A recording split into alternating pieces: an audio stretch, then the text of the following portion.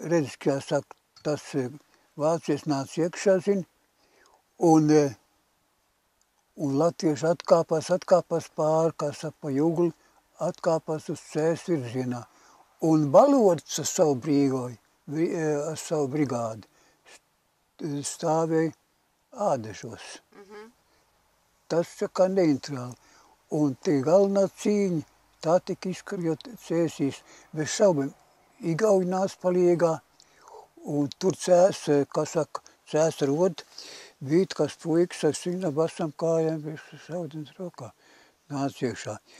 Un tur bija, kas tas tāds, ko, tas ir tas, es domāju, aizmirsu bateriju. Nu,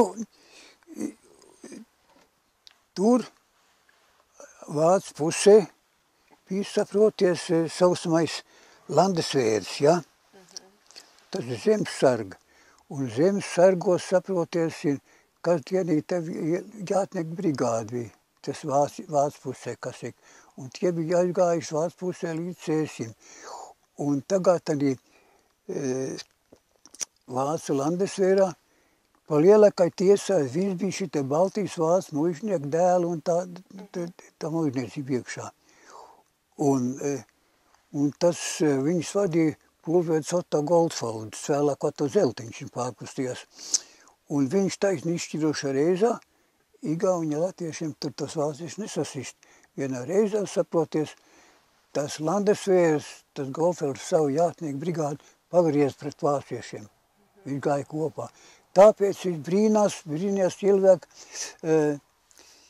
kāpēc tiem vāciešiem muižu centrs paliek. Dalītos muižu, un muižu centrs paliek tam, kas bija tie vācieši, kā sievtikiem. Es nevaru saprast, kāpēc.